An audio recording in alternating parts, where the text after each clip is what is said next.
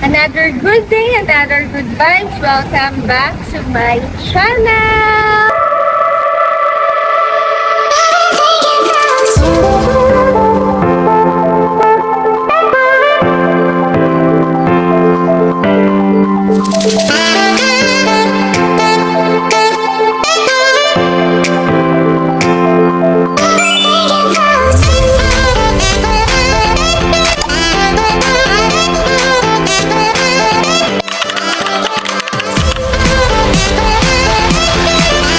So yun, for today's video is andito kami sa Gumaos Bay. So familiar naman na po kayo dito.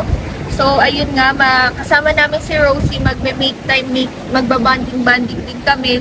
So si Fiona is hindi nakasama dahil nandun po siya sa lolo't lola ko, kila mama at papa. Pero tinawagan namin siya kung gusto niya sumama dito. Ang sagot niya is ayaw niya kasi nagbabalot daw po sila ng gifts. So kami tatlo lang sana ni Rosie at ni Dan tsaka ako. So in-invite ko yung brother ko. So kasama namin yung brother ko and yung wife niya tsaka yung baby niya. So magbabanding-banding kami dito kasi last night is parang nakakaramdam ako kaninang umaga na parang nakukonsensya ako pag hindi ko natututukan ng maayos or na aalagaan si Rosie. Kasi iniwan namin siya kagabi dahil nga may Christmas party kaming inattendan ni Dan sa Kila Kalingap Rab, sa Circle Kalingap Rab. So umattend kami. So late night na kami nakauwi. So sabi ko sa sarili ko na ibanding namin si Rosie, nabigyan namin ng oras. Parang ewan ko, siguro ganun din nararamdaman kapag mga mami na kapag di mo nabibigyan ng oras yung baby mo.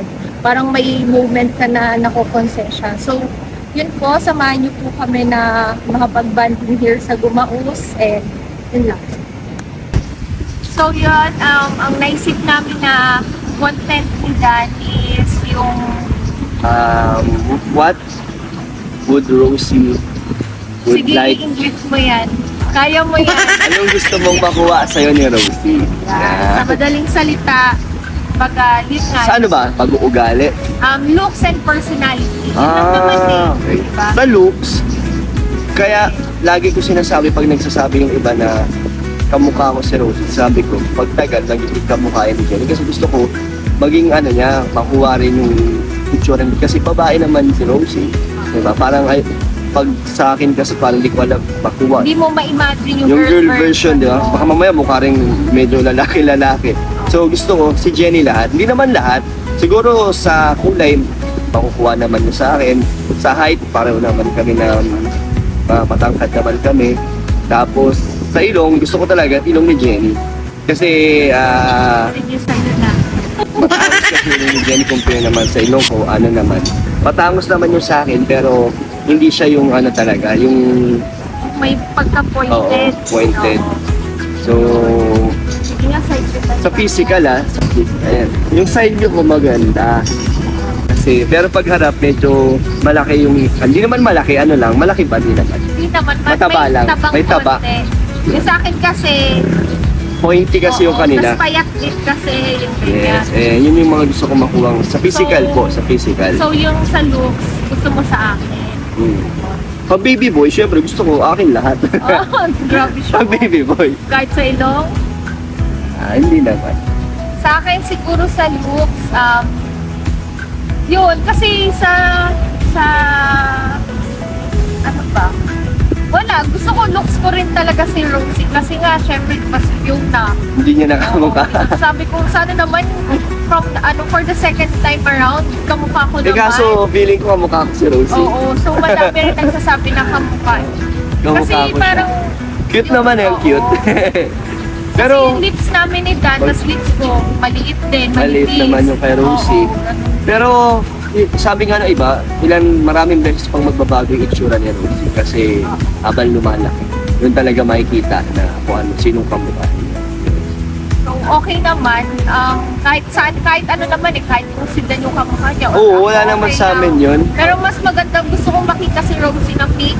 Gusto ko yung girl na girl talaga yung itsura. Yan. Feminine talaga.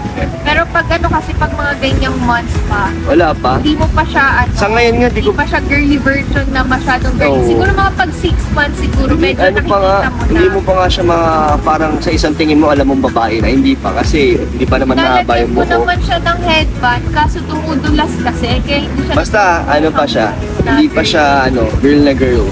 Pero cute na cute. Yes, ang cute niyan. So, next is sa personality naman tayo. Sa akin, gusto kong makuha niya sa akin siguro yung pagiging understanding din. Tapos maunawain, tapos malambot ang puso. Yan, hindi nagtatanim ng sama ng loob or ng galit. Madaling magpatawad. At syempre yung pakikisama. Kasi parang yun yung pinaka-ano ko yung pinaka napansin kong marami kasi akong magagandang parang experience sa mga naging kaibigan ko. Na until now is nagpaparamdam pa sila sa akin kahit nasa Manila sila. Kasi maganda yung pinakita ko sa kanila. Marunong ka makisama. Oh. So, ganun din ako gusto ko ganun din si Rosie na hindi siya yung mamimili, di ba? Yung marunong siya makisama, marunong siya mag-adjust at lumugar. Yun. May baliktad tayo sa personality. O ano? Ako naman, gusto ko makuha sa akin na personality ni Rosie is yung first, yung madiskarte talaga siya sa buhay. Saka maging yung independent. Hindi Oo. naman sa dahil na parang pinababayaan ko siyang mag-solo, pero in the soon naman kasi mas mapapakinabangan at niya yun. Marunong siya magsarili. Oo, magsarili siya. Kasi hindi natin alam ang pwedeng mga mangyari. At least, di ba? Ready na siya. Ready siya. Kampante ako na, kaya ng anak ko yan. Ganun Kaya yung sa schooling. Di ba? Pwede Ganun. rin mangyari sa schooling na malate ako ng sundo sa kanya. Hindi siya yung kakaba-kaba na pag nalate ako sundo sa kanya, iiyak siya or yung na. Tataranta. At least ako, kahit pa paano, kampante ako na marunong siyang behave na okay, wait ko si mommy or si daddy na ganyan.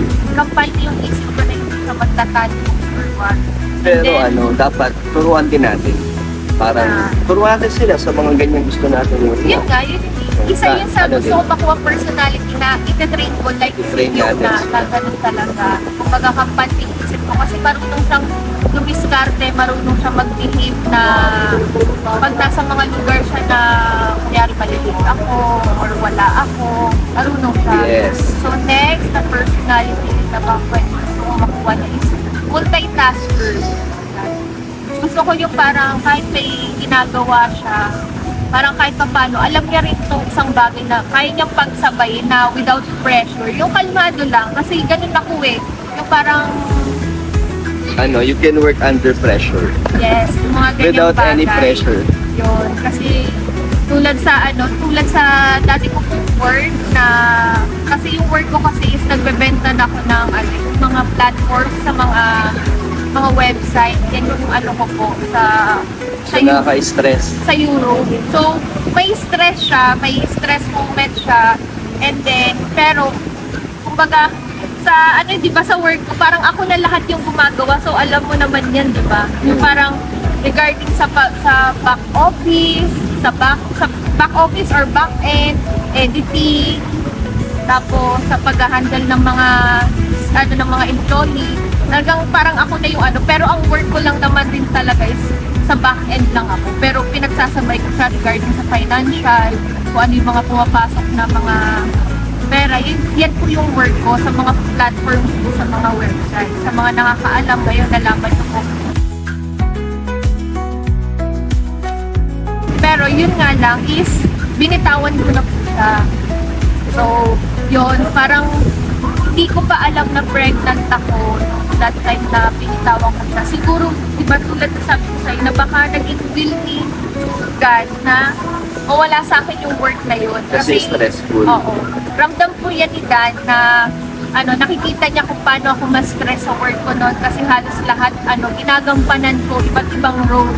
Diba? Nakita na niya ni Dan kung paano ako magalit pagdating sa employee. Pero hindi naman yung yung parang ano lang, personal na. Kumbaga nagagalit ako dahil medyo may palpa ka sa sa normal work lang mo. naman Yes. yan sa mga pag So yun, nabigyan ko na po kayo ng, I mean, sinare ko na kung ano yung work ko before. So ngayon, wala akong work ngayon. So sabi ko kay Ida is parang binigay ni Lord na mawala ako sa trabaho yun kasi nung nalaman natin diba na pregnant na pala ako, na parang inalis niya ako sa stress life para maging healthy yung pag-focus ko. So yun, multitasker, parang ganun po akong baklaseng mag-work. And third is, sa akin ano naman, pagiging matapang. Yung parang malakas ang loob, gano'n. Malakas ang loob. Okay. Sa akin, third is, sa marunong mag-cut ng friends or kakilala. Kasi sa panahon kasi ngayon, kumbaga kailangan kahit paano palaban tayo sa buhay. Kasi hindi na siya tulad before na parang kailangan mo i-treasure yung lahat ng mga nagiging kaibigan mo. Sa panahon ngayon, is hindi na, iilan na lang yung kailangan mo i-treasure. So ayoko masaktan si Rosie na siya yung naaabuso siya sa friendship, Kasi pag parang- sobrang bait, Oo. naabuso. Yes, yan. So gusto kong marunong siya, hindi siya mga away or hindi siya mananakit, yung mga Marunong lang ganun. siyang- Nakat niya na lang, yung parang wala nang paramdaman. Yun yung gusto ko, makuha sa akin ni Rose. Marunong siyang mag-cut sa mga alanganing tao na, na parang hindi naman magiging okay sa mental health niya. Kasi, syempre, for awareness, kasi sa panahon po ngayon is, big deal na po ang mental health ng isang tao. Napakadali ng maano ngayon. Oo. Mga sensitive na rin kasi yung mga Kahit kayo po, generation mo. oo, kahit kayo po, makaka-relate kayo, tsaka na-observe ninyo po na ang mga kabataan na ngayon is, lagi nang affected ang mga mental health, konting bagay lang. Hindi tulad ng mga bata pa tayo. Di uso yung mental health or na yan. Bawal Walang ganyan. Yan, ngayon- Ano yun, pagtatawanan ka pa pag mahina. Yes. So ngayon, kailangan natin pangalagaan ang mga mental health ng mga anak natin sa generation ngayon. Kasi malala na po, hindi biro ang mga anxiety, depression. Maraming nagsisuicide. Kaya, since nung bata pa si Fiona, ganun ko na siya i-handle. Kasi takot ako na magkaroon ng magka-problema sa mental health si Fiona, magkaroon ng anxiety or depression. Kaya kami ni Fiona, ang bonding namin is open up. Nag-open siya.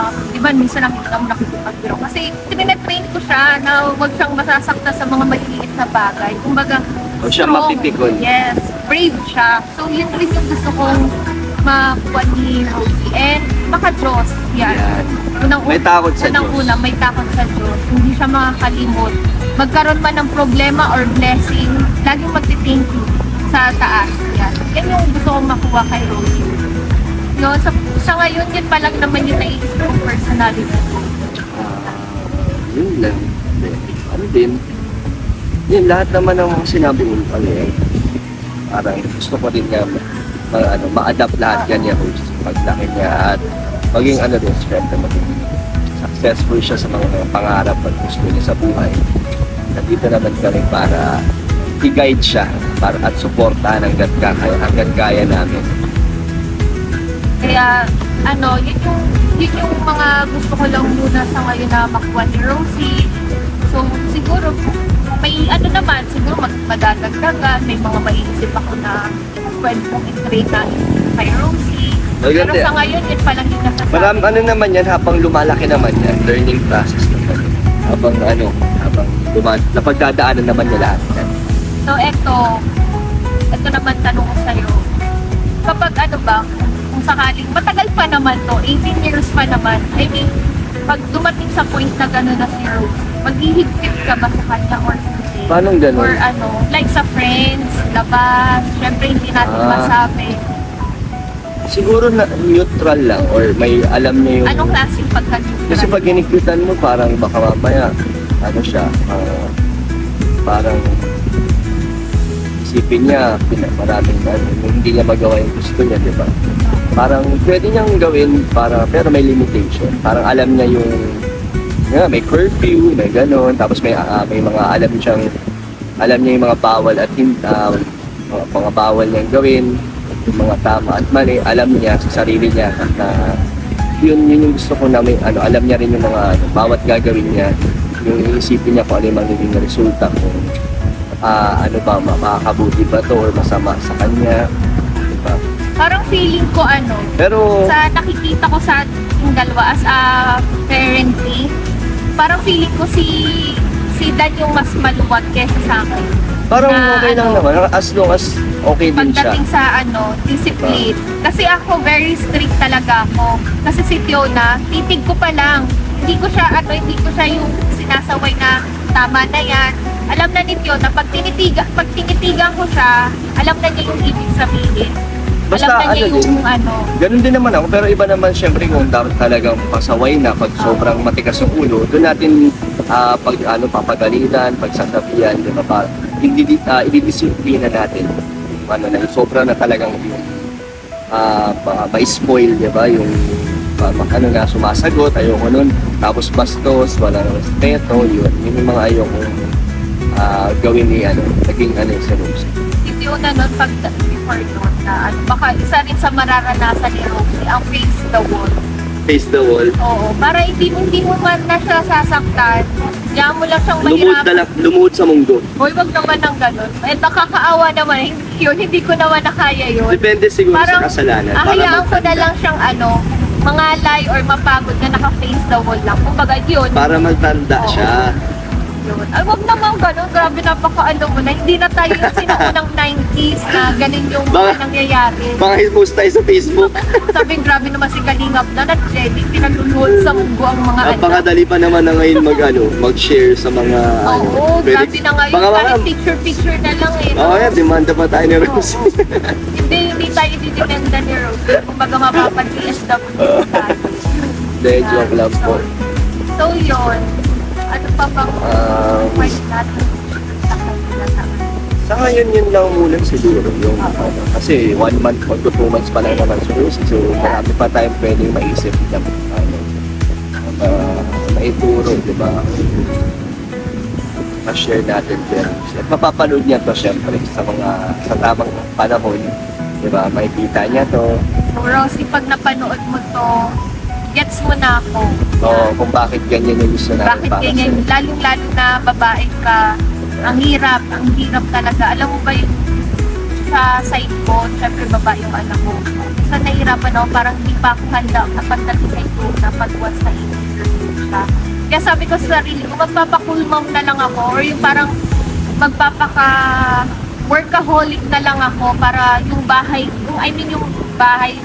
yung bahay ano na yung parang yung mga activities, like kunya may billiard, may pool, yung mga ganyan na pwede may snacks place, yung mga or yung parang cabana, may ganyan na. Kasi sabi ko, hindi ko kaya kapag magpapaalam sa akin si Fiona na magna-night swimming, yung parang yung Hindi ka pa ready? hindi pa ako ready. So, kung Overnight, no? Overthink malala. Yung mga ganyan. Kasi pinagdaanan natin, Oo. nagawa natin So, yun. tama ang sinasabi ng mga magulang natin na papunta ka pa lang, pabalik na kami. So, yan. So, dun ko sila naiintindihan. Before dun, pag nagpapaalam ako ng night sleep, hindi ako papayagan. Galit na galit. Dumaan po ako sa sa may pagkamatigas na ulong anak niya. Dumaan din po ako dyan. Normal na tao lang din ako na kumbaga pag di ako pinapayagan, nagdadabog din talaga ako niyan.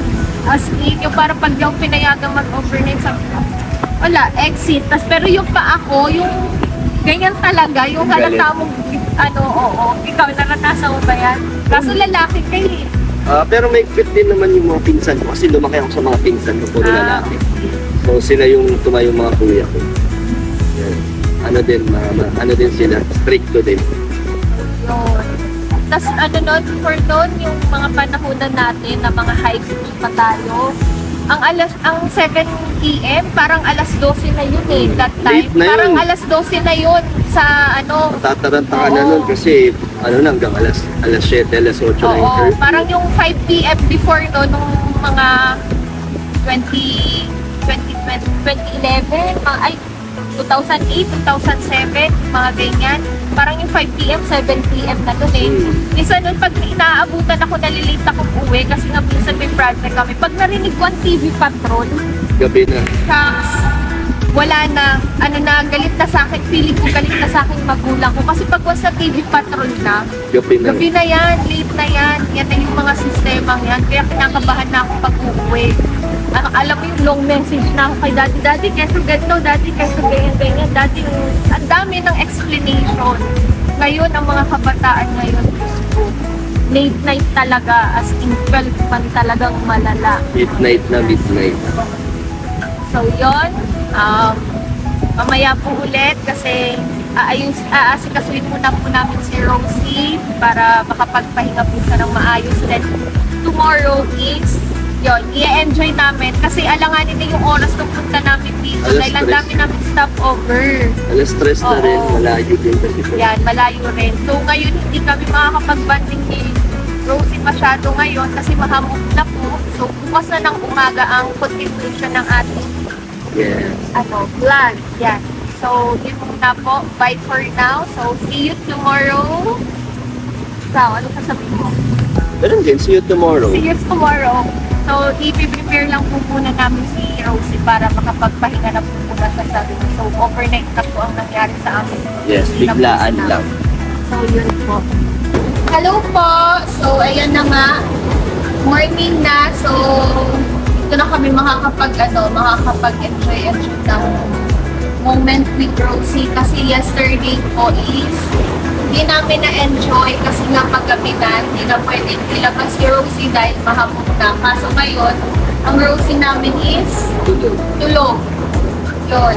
Pero magpipicture-picture kami mamaya dyan sa beach. Then, ayan po yung namin, background namin, beach. So, na ako, medyo satisfied na ako na nagbigyan ng oras si Rosie. So, ano pa sabi ko?